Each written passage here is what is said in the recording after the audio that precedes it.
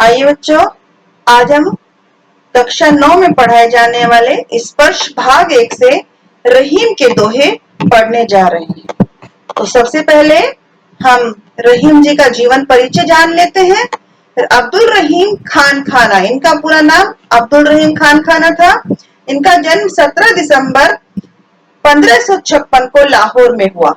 इनके पिता का नाम बैरम खान और माता का नाम सुल्ताना बेगम था। उस समय बैरम खान की आयु 60 वर्ष हो चुकी थी जब रहीम का जन्म हुआ। बैरम खान की दूसरी पत्नी का नाम सईदा खान था। खान खाना की उपाधि अकबर ने इनके पिता बैरम खान को दी थी। वे अकबर के संरक्षक के रूप में कार्यरत थे। रहीम का व्यक्तित्व बहुत प्रभावशाली था। वे मुसलमान होकर भी श्री कृष्ण के भक्त थे। रहीम ने अपने काव्य में रामायण, महाभारत, पुराण और गीता जैसे ग्रंथों के कथानकों को लिया है। इन्होंने स्वयं को रहीमन कहकर संबोधित किया है। जगह जगह आप इनके दोहों में देखोगे, इन्होंने रहीमन शब्द का प्रयोग किया है। इनके काव्य में नीति, भक्ति, प्रेम, श्रृंगार का सुंदर समावेश देखने को मिलता है। रहीम के प्रमुख ग्रंथों में रहीम दोहावली या सतसई, बैरवे, मदनाष्टक, राग पंचाध्याय, नगर शोभा, नायिका भेद, श्रृंगार, सोरठा, फुटकर बैरवे, फुटकर छंद और पद और कुछ फुटकर कवित, सवई और संस्कृत काव्य प्रसिद्ध हैं। रहीम ने अपने अनुभवों को जिस सरल शैली में अभिव्यक्त किया है वह वास्तव में अद्भुत है। उनकी कविताओं, छंदों, दोहों में पूर्वी अवधि, ब्रज भाषा और खड़ी बोली का प्रयोग देखने को मिलता है। रहीम ने तद्भव शब्दों का प्रयोग अपने काव्य में किया है। आइए बच्चों, अब हम रहीम जी के दोहे पढ़ लेते हैं। पहला दोहा है, रहीमन धागा प्रेम का मत तोड़ो चटकाए, टूटे से फिर ना मिले, मिले गांठ परी जाए। भाव सौंदर्य क्या कहा इसमें रहीम जी ने? रहीम जी कहते हैं कि हमें प्रेम का धागा जो है, प्रेम के बंधन का जो धागा है, वो कभी भी एक झटके से नहीं तोड़ना चाहिए, बल्कि बहुत संभाल कर रखना चाहिए। अर्थात हमें इस धागे को नहीं तोड़ना चाहिए, क्योंकि जो धागा एक बार टूट जाता है दोबारा कोशिश करने के बाद भी नहीं जुड़ता, और अगर जुड़ता भी है तो उसमें गांठ पड़ जाती है। उसी प्रकार से हमारे रिश्ते अगर एक बार टूट जाते हैं तो लाख कोशिश करने के बाद भी पहले जैसे नहीं होते, उनमें दरार आ जाती है। अर्थात कहीं ना कहीं कुछ न कुछ मन में कड़वाहट रह जाती है। आइए बच्चों, अगला दोहा पढ़ते हैं। रहीमन निज मन की बिथा, मन ही राखो गोए, सुनी अठले है लोग सब, बाटे न लेहे कोई। इसमें रहीम जी कहते हैं कि हमें अपने दुख दर्द को अपने तक ही सीमित रखना चाहिए, अपने मन में ही रखना चाहिए। किसी के सामने अपना दुख व्यक्त नहीं करना चाहिए, किसी को अपना दुख नहीं सुनाना चाहिए। क्यों? क्योंकि वो लोग हमारे दुख को सुनकर सिर्फ उसका मजाक उड़ाते हैं। हमारे दर्द को, हमारे दुख को कोई भी बांट नहीं सकता। एक साधे सब सधे, सब साधे सब जाए, रहीमन मूल ही सींच वो, फूले फले अगाए। इस दोहे में रहीम जी कहते हैं कि एक बार में कोई एक कार्य करना चाहिए, एक काम पूरा होने पर ही कोई अन्य काम हमें करना चाहिए। अर्थात हमें एक ईश्वर को साधना चाहिए, एक ईश्वर की साधना करनी चाहिए, तभी हमें सांसारिक सुख प्राप्त हो सकते हैं। यदि हम एक साथ कई लक्ष्य लेकर चलेंगे, एक साथ कई लक्ष्यों को प्राप्त करना चाहेंगे, तो हमारे हाथ कुछ भी नहीं आएगा। ये बिल्कुल वैसे ही है जैसे जड़ में पानी डालने से उस फूल और फल आते हैं। अर्थात हमें एक ईश्वर को मानना चाहिए, तभी हमारे सारे कार्य संपन्न हो पाएंगे। चित्रकूट में रमी रहे, रहीमन अवध नरेश, जा पर विपदा पड़त है, सो आवती है देश। क्या कहते हैं रहीम जी इस दोहे में? इस दोहे में कहते हैं रहीम जी कि जब राम को वनवास मिला था, 14 वर्ष का वनवास मिला, तो वो अपने मन की शांति के लिए चित्रकूट में रहने के लिए गए थे। यहाँ पर रहकर उनको मानसिक शांति मिली थी। चित्रकूट को एक अत्यंत मनोरम और धार्मिक स्थल बताया गया है। कहते हैं कि जब किसी पर भी कोई विपदा आती है, मुसीबत आती है, विपत्ति आती है, तो वह व्यक्ति अपने मन की शांति के लिए इस देश आता है, अर्थात चित्रकूट आता है। दीर्घ दोहा अर्थ के आखर थोड़े आहे, जो रहीम नट कुंडली सिमटी कूदी चढ़ जाए। क्या कहते हैं रहीम जी इस दोहे में? रहीम जी कहते हैं कि दोहा जो बहुत कम शब्दों का होता है, जिसमें आखर थोड़े होते हैं, अर्थात अक्षर बहुत कम होते हैं, शब्द बहुत कम होते हैं, लेकिन उसका जो अर्थ होता है वो बहुत विशाल और गहरा होता है।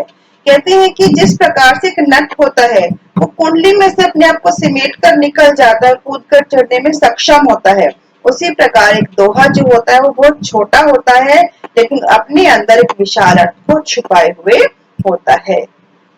धनी रहीम जल पंख को लघु जियत पियत अघाए, उठते बढ़ाई कौन है जगत पियासो जाए। इस दोहे में रहीम जी कहते हैं कि कीचड़ का जो जल है, कीचड़ का जो पानी है वो धन्य है, उसको धन्य बताते हैं। कहते हैं क्योंकि उसमें छोटे छोटे जीव पनपते हैं, अपनी प्यास बुझाते हैं। उल्दी बढ़ाई कौन है कि सागर की विशालता का क्या वर्णन करना। वो विशाल होता है लेकिन उसका कोई फायदा नहीं है। क्यों? क्योंकि उस जल से किसी की प्यास नहीं बुझती। पूरा संसार, पूरा विश्व उसके पास से प्यासा ही गुजर जाता है। तो क्या कहते हैं कवि, क्या कहना चाहते हैं इसके द्वारा कि ऐसे विशाल होने का, ऐसे बड़े होने का कोई फायदा नहीं जो किसी के काम ना आ सके। नाद रिझी तन देत मृग, नर्धन हेत समेत, ते रहीम पशु से अधिक, रिझव कछु न देत। यहाँ पर कवि कहते हैं कि हिरन संगीत की ध्वनि सुनकर खुश होकर अपना शरीर तक न्यौछावर कर देता है, और मनुष्य किसी की कला पर खुश होकर उसे धन देता है, पुरस्कार स्वरूप कुछ देता है। ते रहीम पशु से अधिक, रहीम कहते हैं कि वह मनुष्य पशु से भी बदतर है। कौन? रिझव कछु न दे, जो दूसरों की कला पर खुश होकर भी उसे कुछ नहीं देते। बिगड़े बात बने नहीं, लाख करे किन कोय, रहीमन फाटे दूध का, मथे न माखन होए। क्या कहते हैं रहीमदास जी? रहीमदास जी कहते हैं कि जब कोई बात एक बार बिगड़ जाती है तो लाख कोशिश करने के बाद भी वो पहले जैसी नहीं हो पाती, अर्थात वह ठीक नहीं हो सकती। वैसे ही जैसे एक बार अगर दूध फट जाता है तो हम लाख कोशिश कर ले, लाख मत ले उसको, लेकिन उससे हम मक्खन नहीं निकाल सकते। इसीलिए हमें अपने संबंधों को नहीं बिगाड़ना चाहिए। रहीमन देख बड़ेन को, लघु न दीजे डारी, जहां काम आवे सुई, कहा करे तरवारी। इस दोहे में रहीम जी कहते हैं कि हर वस्तु का अपना महत्व होता है, चाहे वो छोटी है या बड़ी है। वो कहते हैं हमें किसी भी बड़ी चीज को देखकर छोटी वस्तु की उपेक्षा नहीं करनी चाहिए, अर्थात छोटी वस्तु को व्यर्थ नहीं समझना चाहिए। क्यों? क्योंकि जहां पर छोटी वस्तु, छोटी चीज काम आती है, वहां पर बड़ी चीज बेकार हो जाती है, उसका कोई उपयोग नहीं होता। उन्होंने सुई और तलवार का उदाहरण देकर कहा है कि जहां काम आवे सुई, कहा करे तलवारी, अर्थात जहां पर सुई काम आती है, सुई की जरूरत होती है, वहां पर तलवार का कोई काम नहीं होता। इसीलिए रहीम जी कहते हैं कि हर वस्तु का अपना महत्व होता है। रहीमन ने संपत्ति बिन, कौन विपत्ति सहाय, बिन पानू जो जलज को, नहीं रवि सके बचाए। क्या कहते हैं रहीम जी? रहीम जी यहाँ पर कह रही है कि हमें अपनी संपत्ति को बचाकर रखना चाहिए, कि जब तक हमारे पास हमारी अपनी संपत्ति, अपना धन है, तब तक लोग हमारे सहायक हैं। अगर हमारे पास हमारी अपनी संपत्ति, हमारा अपना धन नहीं है, तो विपत्ति में कोई भी हमारी सहायता नहीं करता। ठीक वैसे ही यदि कमल के पास उसकी अपनी संपत्ति पानी नहीं है, तो सूर्य भी उसका पोषण नहीं कर पाता, सूर्य भी उसको बचा नहीं पाता। अर्थात पानी के बिना कमल का पोषण सूर्य नहीं कर सकता। इसीलिए कवि कहते हैं कि हमें अपनी संपत्ति को मुसीबत के लिए बचाकर रखना चाहिए। हिमन पानी राखिए, बिन पानी सब सून, पानी गए न उबरे, मोती मानुष चोन। इस दोहे में रहीम जी ने पानी के महत्व के बारे में बताते हुए कहा है कि हमें पानी को हमेशा बचाकर रखना चाहिए। क्यों? क्योंकि पानी के बगैर, पानी के बिना हमारा जीवन असंभव है। पानी के लिए उन्होंने 3 उदाहरण दिए हैं कि जैसे पानी गए न उबरे, मोती मानुष चोन। मोती अर्थात कहते हैं कि पानी के बिना मोती में चमक नहीं आती, और चमक नहीं आती तो मोती बिना चमक के व्यर्थ है। और मानुष, मानुष के संदर्भ में उन्होंने पानी का मान सम्मान के रूप में प्रयोग किया कि मान सम्मान के बिना मनुष्य का जीवन व्यर्थ है।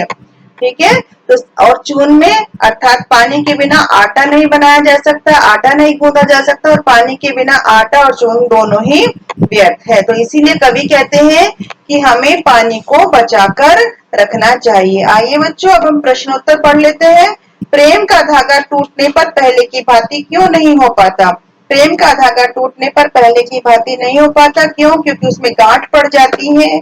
इसीलिए वो कहते हैं कि हमें अपने प्रेम के संबंध को एक साथ जोड़कर रखना चाहिए, क्योंकि अगर उसमें एक बार दरार पड़ गई, एक बार गांठ पड़ गई, तो हम लाख कोशिश कर ले, वो पहले जैसे नहीं हो पाते। दूसरा प्रश्न है, हमें अपने दुख को दूसरों के सामने प्रकट क्यों नहीं करना चाहिए? अपने मन की वजह दूसरों के सामने कहने पर उनका व्यवहार कैसे हो जाता है? तो कहते हैं कि हमें अपना दुख दूसरों के सामने प्रकट नहीं करना चाहिए, क्योंकि उसका वो लाभ उठाते हैं, फायदा उठाते हैं। वो हमारे दुख को बांटते नहीं, बल्कि उसका मजाक उड़ाते हैं। रहीम ने सागर की अपेक्षा पंख जल को धन्य क्यों कहा है? रहीम ने सागर की अपेक्षा पंख जल को धन्य इसलिए कहा है क्योंकि वह छोटा होने के बावजूद भी लोगों की, जीव जंतु की प्यास को तृप्त करता है, उनके काम आता है। जबकि विशाल सागर विशाल जल से भरा होने के बावजूद भी किसी की प्यास को नहीं बुझा पाता। इसीलिए रहीम ने पंख जल को सागर की अपेक्षा धन्य कहा है। एक को साधने से सब कैसे सज जाते हैं?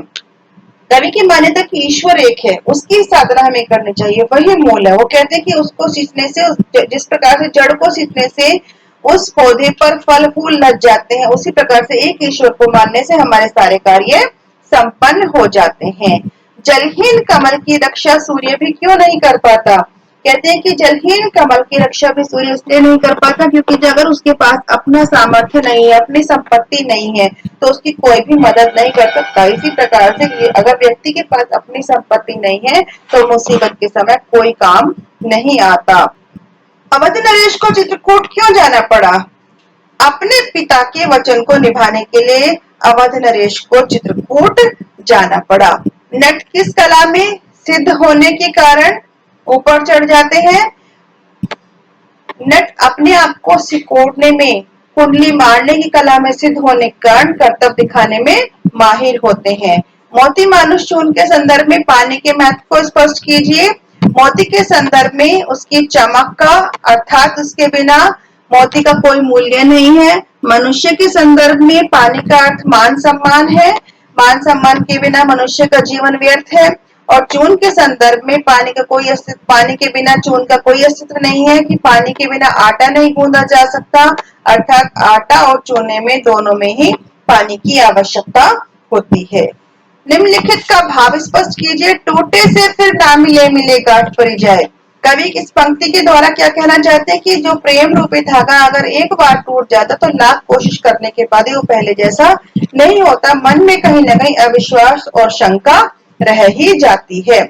सुनी अटले लोग सब बाटे न लेहे कोई। कवि कहना चाहते हैं कि हमें अपने दुख को किसी को नहीं बताना चाहिए। क्यों? क्योंकि लोग सुनकर सिर्फ मजाक उड़ाते हैं, उसको कोई बांटता नहीं है। रहीमन मूल नहीं सींच बो फूले फले अगाए। कहते हैं रहीम कि हमें एक ईश्वर की आराधना करनी चाहिए, हमें मूल को, जड़ को सींचना चाहिए, तभी उस पर पर्याप्त फल फूल उगते हैं। उसी प्रकार से हमें एक ईश्वर को मानना चाहिए, तभी हमारे सारे कार्य संपन्न होते हैं। दीर्घ दोहा अर्थ के आकर्त हो रहे हैं। क्या कहते हैं कि जो दोहा होता है बहुत छोटा होता है, कम अक्षरों का होता है, लेकिन उसके अंदर बहुत बड़ा और विशाल अर्थ छुपा होता है। नाद रिझी तन दे तुम नर्तन है समेत। कहते हैं कि संगीत की ध्वनि पर हिरन अपने प्राण तक त्याग देता है, और मनुष्य जो है वो किसी की कला पर खुश होकर उसे धन अर्पित करता है। जहां काम है वही सुई कहा करे तरवारे। हर छोटी से छोटी वस्तु का अपना अलग महत्व होता है। कहते हैं जहां पर सुई काम आती है वहां पर तलवार काम नहीं आती। पानी गए न उबरे मोती मानुष चून। क्या कहते हैं कि जीवन में पानी के बिना सब कुछ व्यर्थ है, बेकार है। पानी का यहाँ पर मोती की चमक के लिए प्रयोग किया गया, मनुष्य के मान सम्मान के लिए प्रयोग किया गया, और आटा कूटने के लिए पानी का ही महत्व होता है। इसलिए इस पंक्ति में पानी के महत्व को स्पष्ट किया गया है। तो बच्चों मिलते हैं फिर हम अगली कक्षा में अगले विषय के साथ, अगले टॉपिक के साथ। तब तक के लिए धन्यवाद।